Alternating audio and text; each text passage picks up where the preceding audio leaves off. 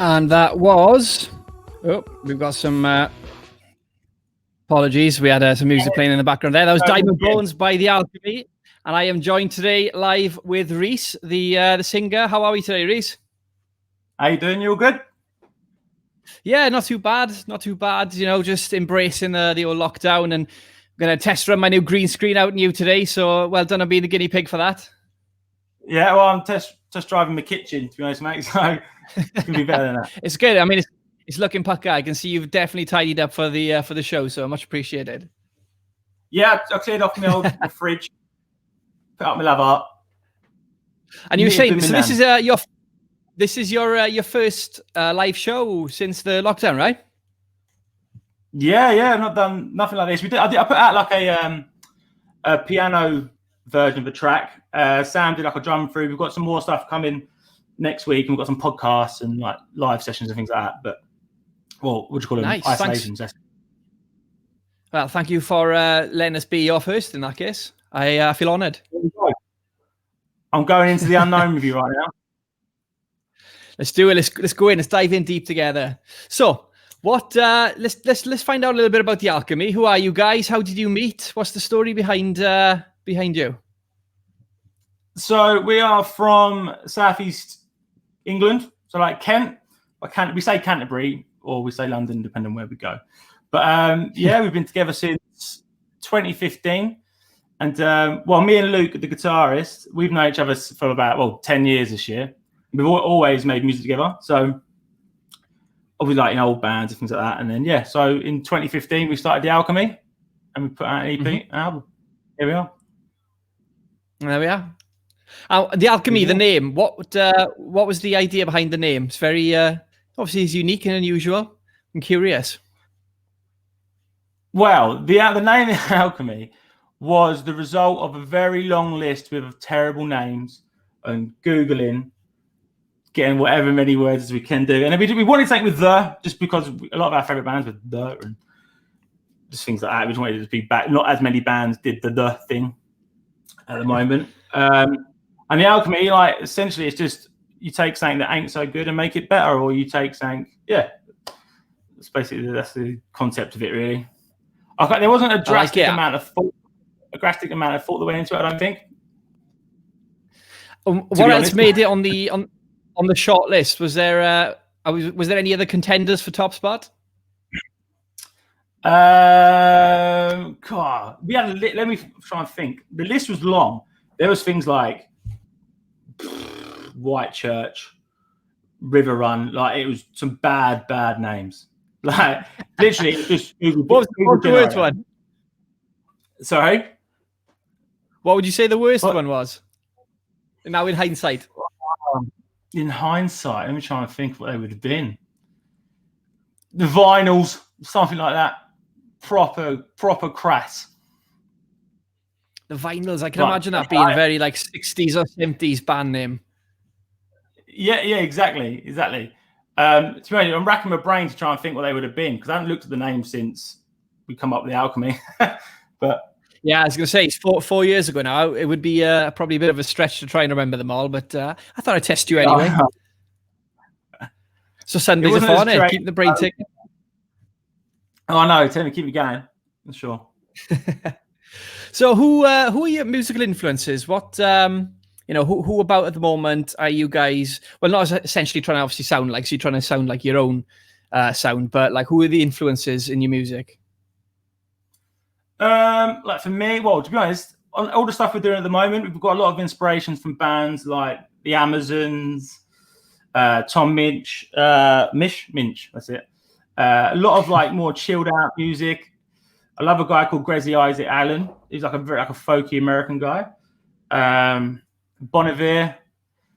Lots of, like, at the end of the day, like things like our favorite bands like the Amazons and Biffy Clyro, Muse and Foo Fighters.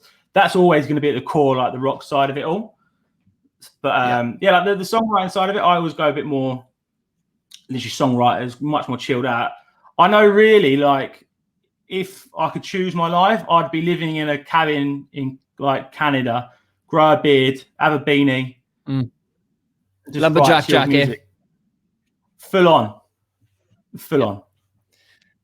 A man of style. I like it.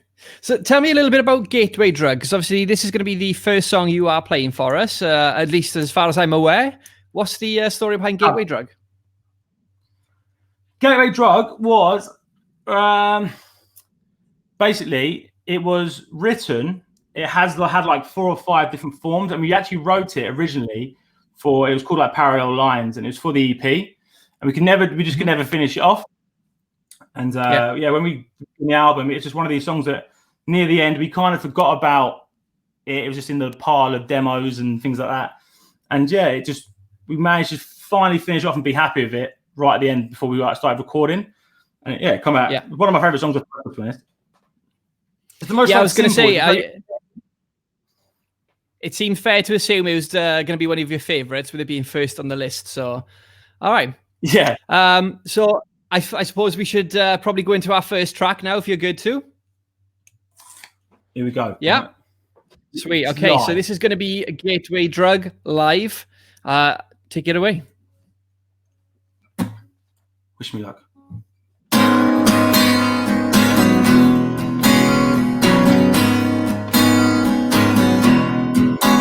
The game alive, and we're all just throwing the dice, and we fell in love with the lies that goes on and on and on and on, that goes on and on and on. And just looking for love with the lights turned off, a game of Russian roulette. And just looking at love as a gateway drug to fill up the hole in your heart. And it's a roll of the dice, it's a chemical high, where everybody's looking for love.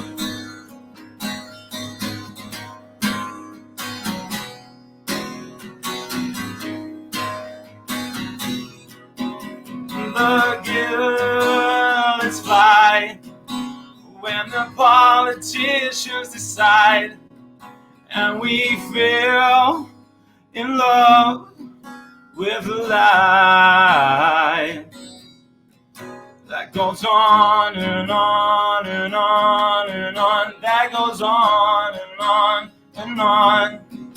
And just looking for love with the lights turned off, a game of Russian roulette. Just looking at love as a gateway drug to fill up the hole in your heart. And it's a roll of the dice, it's a chemical high, where everybody's looking for love.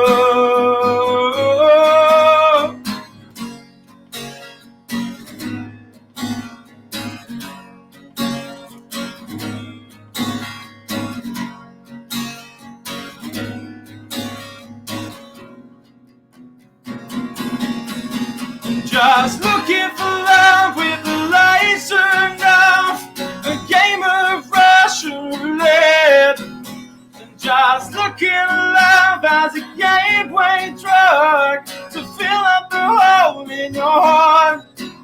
And it's a roll of the dice, it's a chemical high, where everybody's looking for love.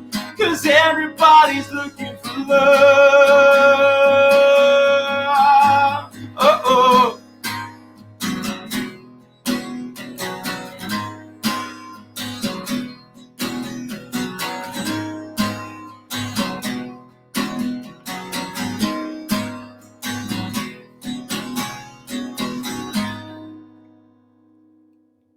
Woo!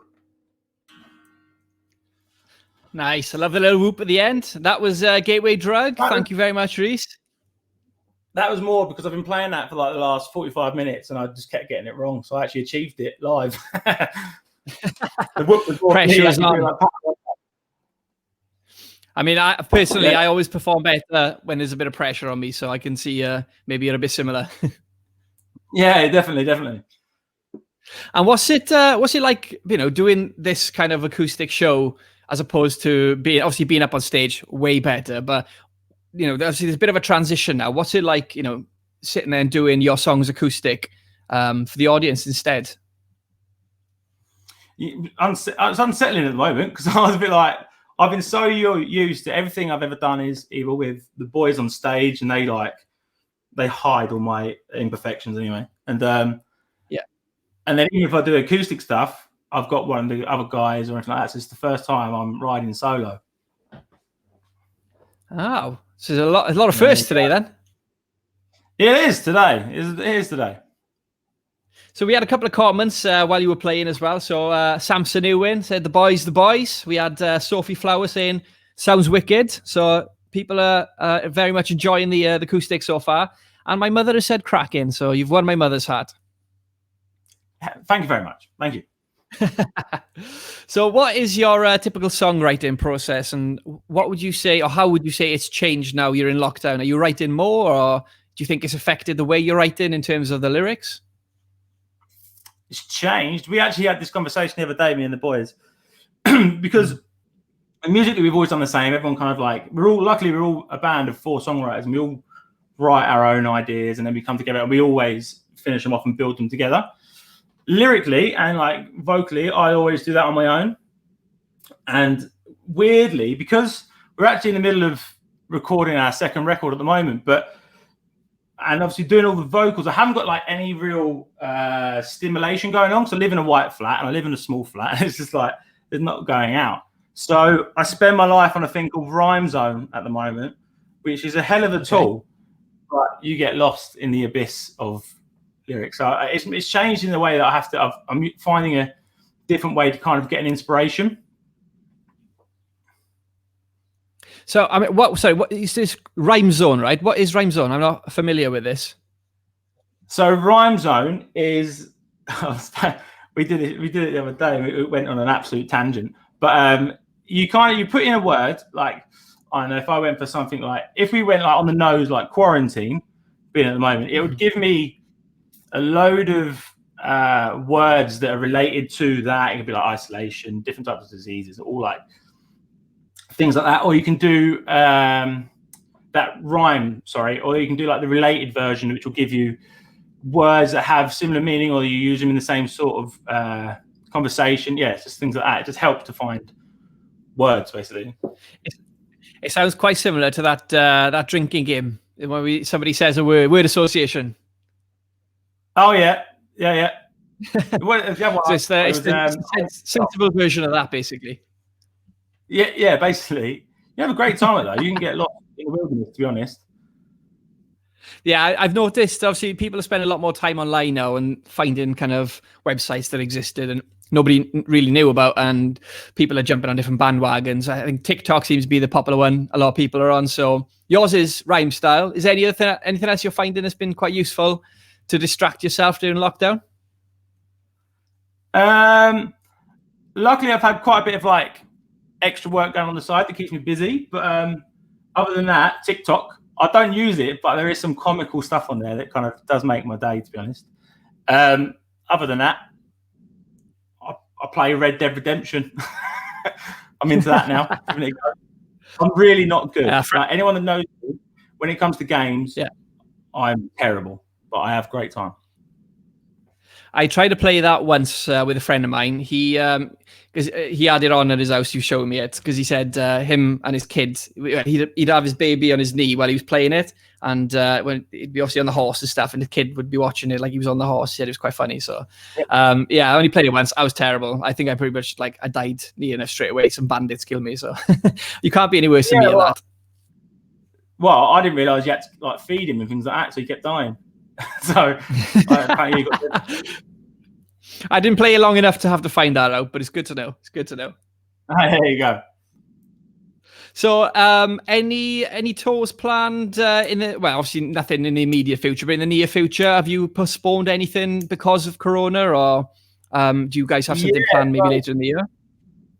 Well, we put our record out at the end of last year. So this year was we had tour in February, tour in March, May, June, September, October, November. And everything up until June has already been postponed. and it's like next year now. So I think most of it's next year. Maybe some of it's the end of the year, but I think it's halfway being booked at the moment. But yeah, so pretty much everything has been moved. Oh wow! Are you going to be thinking of using this time to work on more music, or what's your plan for it? Because obviously everybody's got different priorities and things. Yeah, well, we were quite lucky because we were in the middle of. We started recording our second record in February, and so we've got a lot of that I can do at home. To an extent, like I need the studio to do a lot more stuff, but so a lot of it's more just we've been using it to do, like Luke's been doing some really cool like guitar playthroughs, but not like playthroughs of the song, but like he done like a really like nice delicate acoustic version of one of our songs called Chemical Daydream. Sam's been doing like drum playthroughs, and other than that, yeah, it's just been just working as much as we can on the record until we get a moment where it like obviously eased up a bit and we can get back in the studio and finish it off. But luckily we've had that to focus on. Good. I'm sure the fans would be happy to know that that's been happening at least. Then some more music to look forward to. Yeah, definitely. Like when we recorded our first record, it took a long time to come out.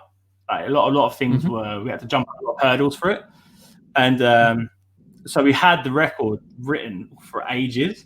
So it's now that we've got that in, and then as soon as our label lets us do anything, we'll put it out. Awesome.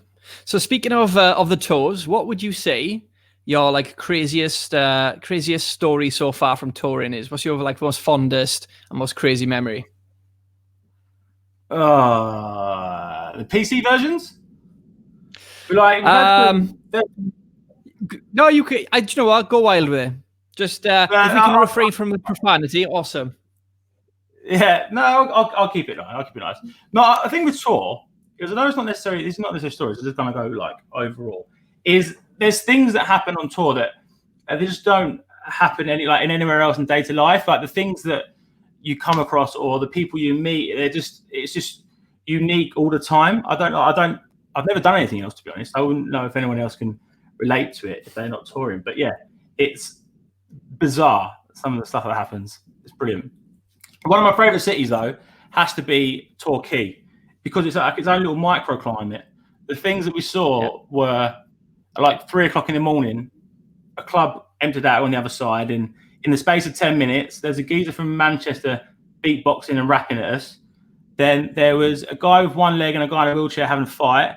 The police turned up and then drove off. So like, nah, I ain't dealing with that. It's just some funny stuff, to be honest. One of those things you probably have to be there for. But or like, I don't know, sitting like broken down on the side of the road for 10 hours near Glastonbury, when the wheel had literally fell off the van and just overtook us, and we were on hold for so long that we'd figured out how to play like the on hold music on your laptop, like just like you sometimes you get like a little keyboard on like a few of the keys, and that. And then when the guy finally got to us, he only had like an hour left to drive in, so he took us off, and then dumped us again on the M3 somewhere, I think. But yeah, I love it. I miss it all the time. So the best ones are always the ones at the time that you're kind of like, oh, this is terrible. But then in hindsight, they are just golden memories. Yeah, there's a lot of them, to be honest. A lot of them. All right, so I'm thinking we go to our next track now. We've got Give Me the Sky Up. I think this time we'll go straight into the track and then we'll chat a little bit about it then after you have played it. So without further ado, this is Give Me the Sky. Give me the sky. The sound of people scared to speak, scared to be away. The freaks and mutants meet the future and breathe the winds of change. So let go.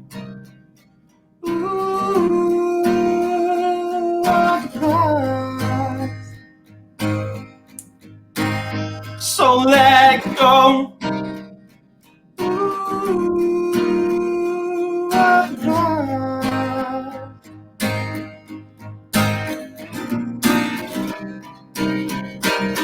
Cause I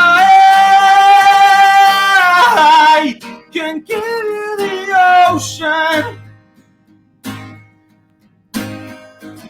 If you give me a sky, keep it coming. The sound of freedom and war machines fill the carnival. The nuclear weapons, sweet confessions, speak the words of change. So let go. Ooh, of the past. So let go. Ooh, of the past.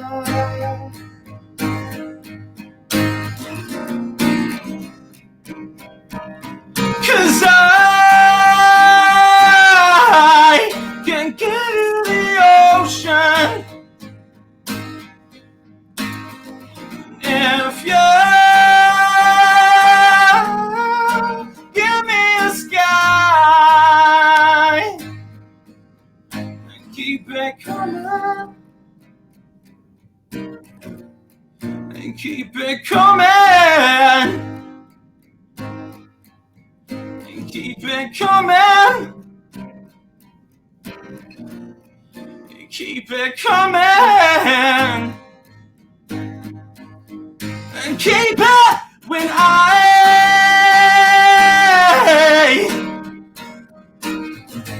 I can give you the ocean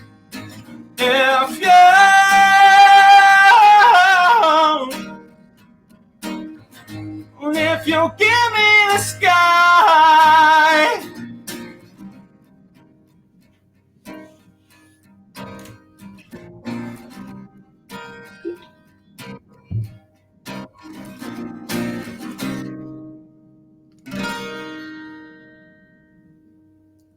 Okay. Very nice, very nice. And that was Give Me the Sky. So what's the story behind Give Me the Sky? Give Me the Sky was the first single off our debut album. That was back in November 2018, I think. Took like a whole year, I think, before the actual album came out after that song. Oh, so it's got kind of it's a pretty monumental song then. Yeah, it started off, and that was, one of our most popular songs and one of our most successful songs, to be honest. Okay. I like that one. It's one of those songs that just feels nice. It's stripped back. It kind of works. I feel like it works not well like that, as well as the full. I think one. I'd say as well, it's one of the tracks that I feel like, you can kind of express and extend your vocals a bit more on, especially acoustic. Yeah, definitely. Do you prefer the tracks that you can get a little bit more lively like that with, or do you prefer the stuff that's a little bit more, melodic and relaxed? There's a bit of both, I think. To sing. I think there's a place for all of them. Yeah, definitely. Unless when I'm recording, I don't like them so much when they're like that. Because I just perish and just get like self-loading. Yeah, I imagine it wears on you a little bit as well, on the old vocals. Yeah. So I've from reading up a little bit more about you guys, I saw that you've obviously supported Mallory Knox, which is pretty awesome. It's an epic band. Who would you say your dream sort of? Who would be the dream band you'd go on sort of tour with and support, or even co-headline? Let's say. Well, if you asked me a year ago, it might have been a different answer. But at the moment, the Amazons, I love the Amazons. They're just rock and roll. Like bring that British rock and roll back. It's wicked. I'd love to tour them. So they're a top number one pick. Anyone in a close second position? Oh, there's things like Biffy Clyro, hands down, like that band. I reckon I'd lose my mind if I did that. I'd tour with anyone, to be honest. Fair enough. There we go. Any opportunity to get on stage, man?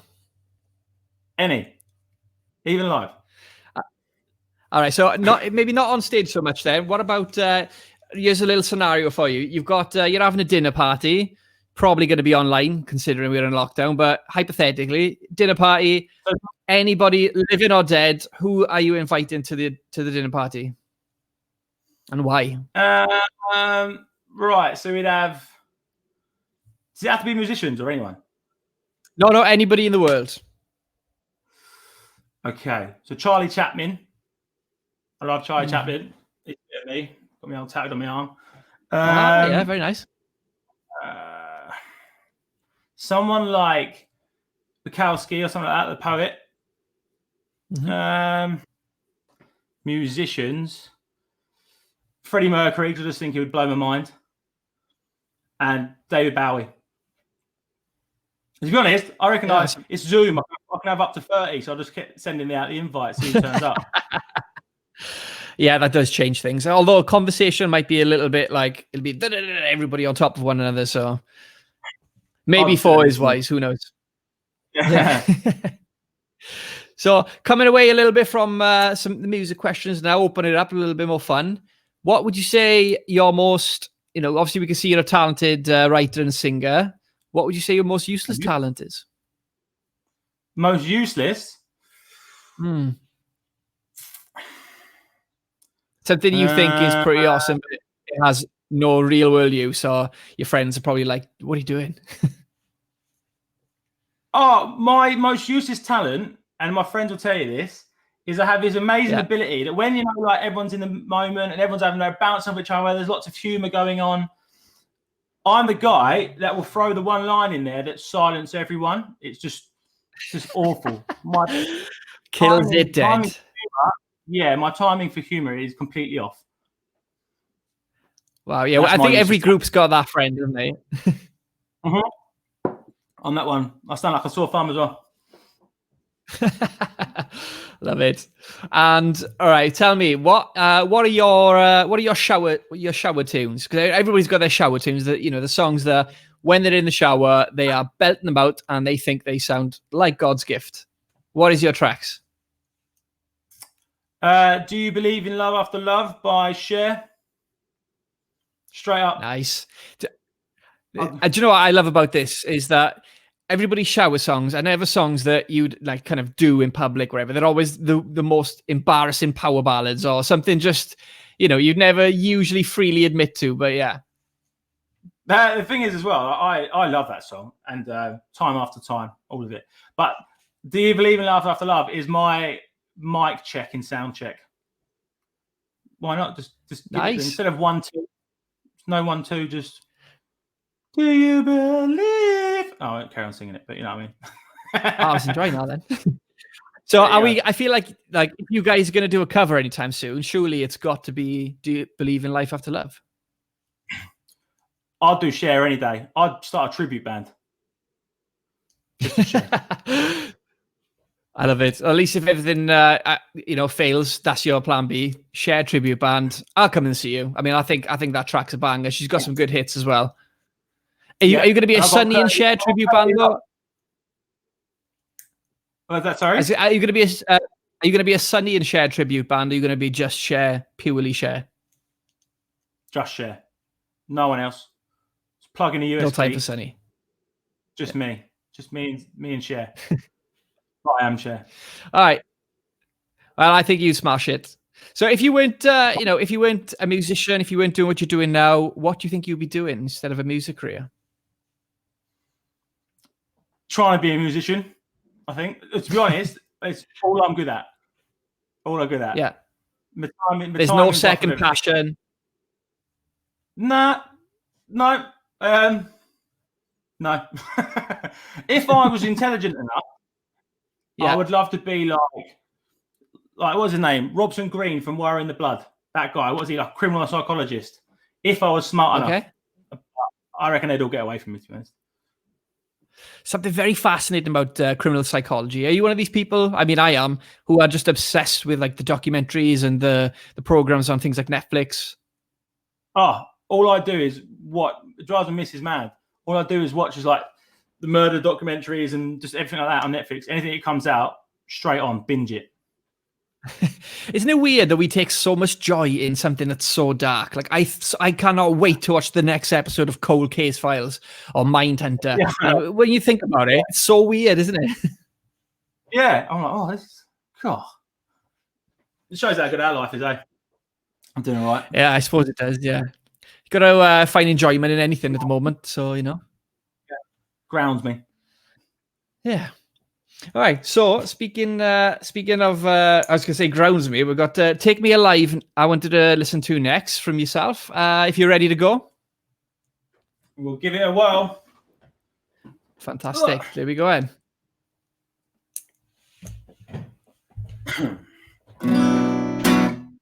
I think it's in tune. I'm not really sure.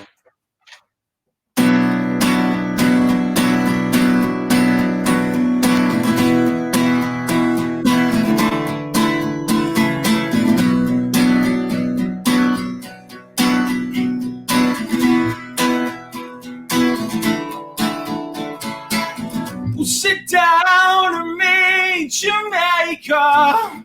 Who cares how long it takes ya? I wear my heart on my sleeve, no conspiracies. The more you fake it, the more you will never be. So don't let the voices drown out the sound of a perfect ending. So don't let the world rush by like I'm stuck in a cage. You'll never be the one to break me. You'll never be the one to take me alive. You'll never be the one to break me. You'll never be the one. 'Cause I love your dedication, your overwhelming passion. So what's your cause, one for all? That's your liberty, your liberties, and your 5-minute woo woo woo. Ah, ooh,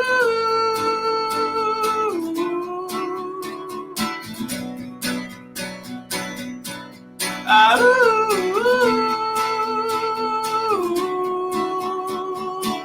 so don't let the voices drown out the sound of a perfect ending. Don't let the world rush by while you're stuck in your cage. You'll never be the one to break me. You'll never be the one to take me alive. You'll never be the one to break me. You'll never be the one. You might be on it. Ah, ooh,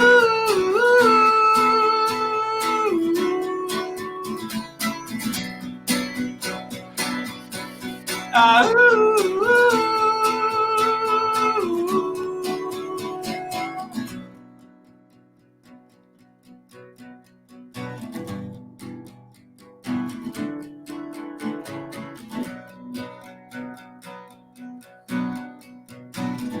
It's like normally a big bit of riff, and I can't do it on the acoustic. You'll never be the one to break me. You'll never be the one to take me alive. You'll never be the one to break me. You'll never be the one.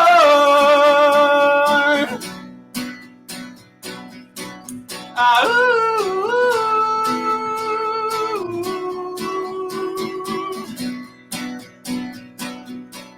Ah, ooh.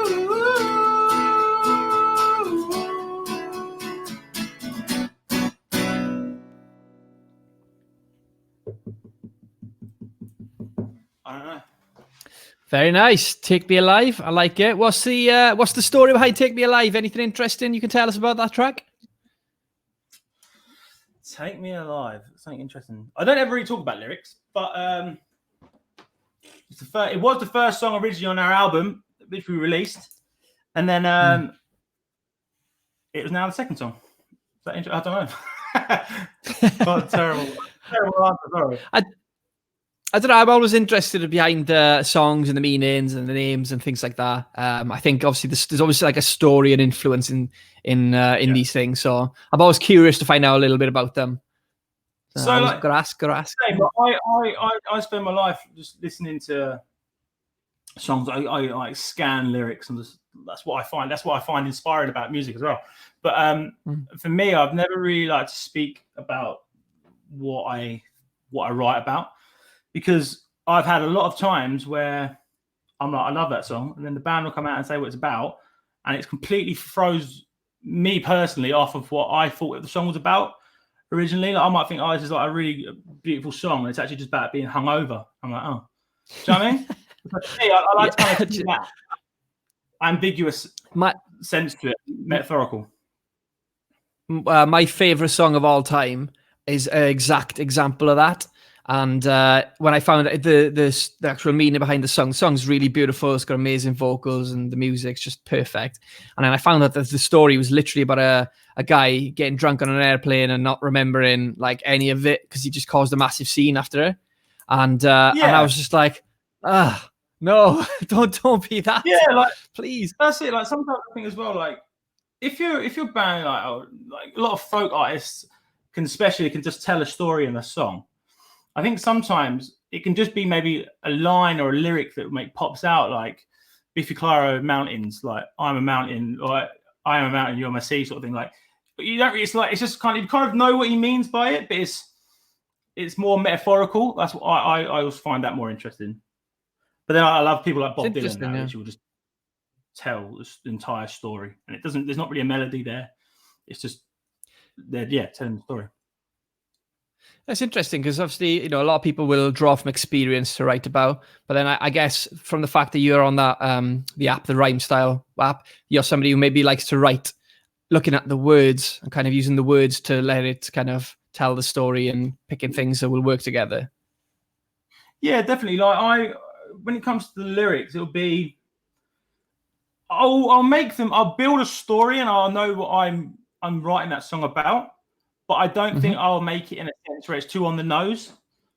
Maybe it's a confidence thing. Maybe on the next record, I might be a bit more like 1975. This phrase says exactly what he's thinking. Do you know what I mean? I like it. I think with the metaphorical and you're kind of hiding it a little bit. I think it was a little bit of a confidence thing. I think as well. Like, I was like guarding what I was trying to say. Mm-hmm. By not necessarily saying exactly how it is, but I don't know. That's what I suppose it's. I might do that. Yeah, it's what works for you ultimately, isn't it? And I guess if that is your way of writing and it works, and it clearly does, then stick to it, 100%.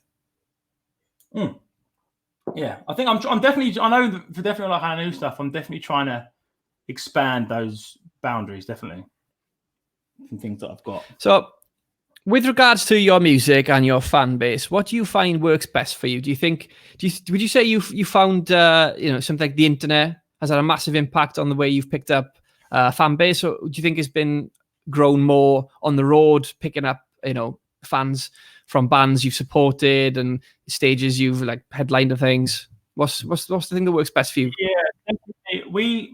So none of us really are that active with like social media. I think all of us have it because we do it. Like, everyone obviously has social media.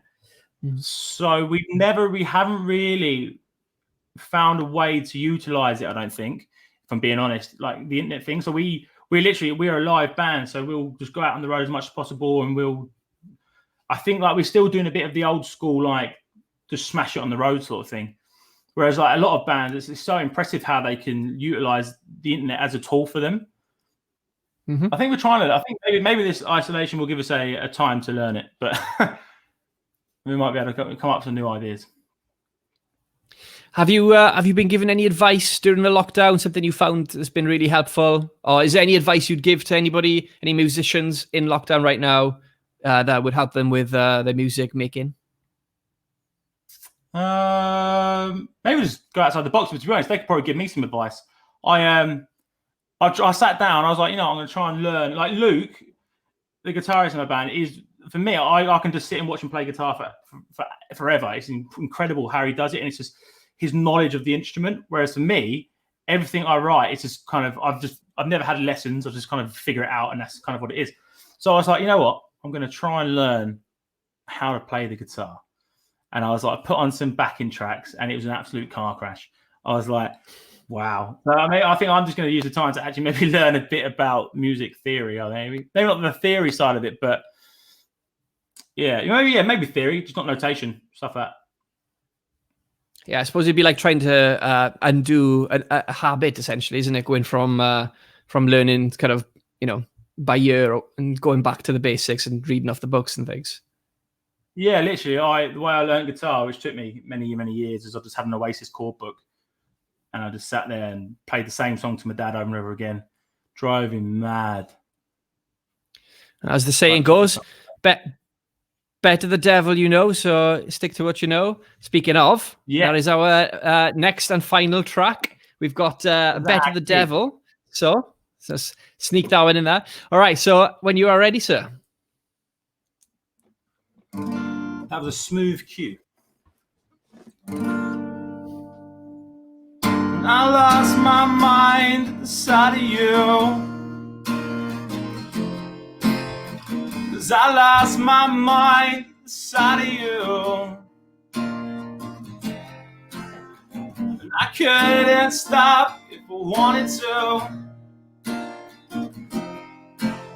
No, I couldn't stop if I wanted to.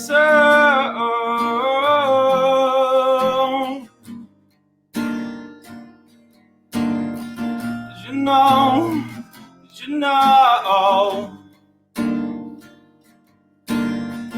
Did you know? Did you know?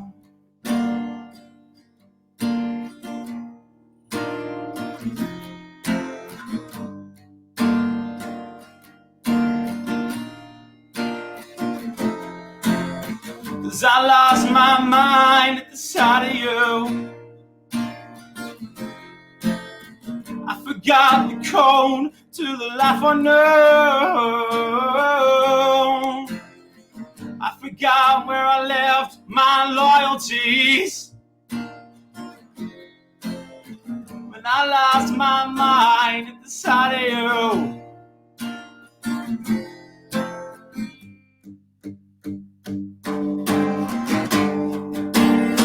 Better the devil you know. Oh, than dance with the devil that you don't. Better the devil you know. Oh, than long for the kiss of death you don't.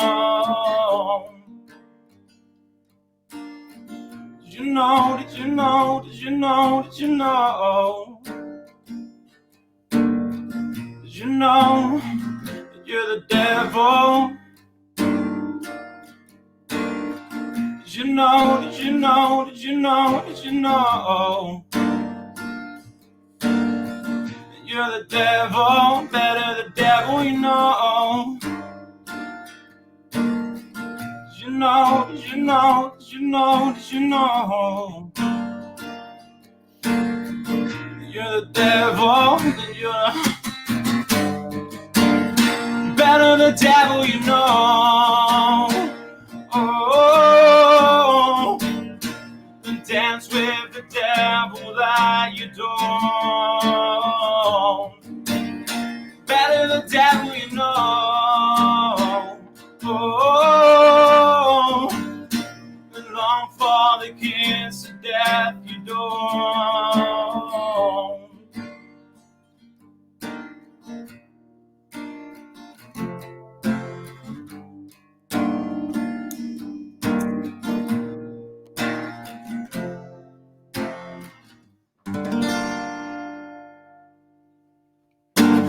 Thank you very much. Very good, very good. Getting lots of hearts and things coming through on the Facebook chat, so people are feeling the love. Thank you very much. So, we're gonna wrap this up now. I suppose that was the last of the tracks. Rhys, thank you for joining us on the live lounge today. Where can people find you if they wish to hear more of your music and follow you guys on social media? So we're on Instagram under the Alchemy Official. We're obviously on Spotify. Facebook's just the Alchemy Band. Twitter's the Alchemy UK. Yeah, we've got a blue tick, so hopefully it'll be that one. Yeah, it makes it easier to find you that way. Yeah. Perfect. There we go. Well, thank you again for coming on, and I hope you enjoyed the rest of your weekend. Andrew, it's been a pleasure, mate. Thank you very much for having me. And you. Thanks very much, dude. Cheers. All right, guys, we'll catch you again next week, same time. Yeah, we've got a nice band lined up for you, so I'll keep it a surprise. We'll post it in the week, so keep your eyes on our posts for that update. There we go. See you again.